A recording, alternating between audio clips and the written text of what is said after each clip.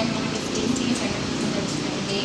And today we're gonna do assisted cough technique. So what you're going to do is that you're gonna inhale and exhale third time. So during the third inhalation, okay, you will try to cough.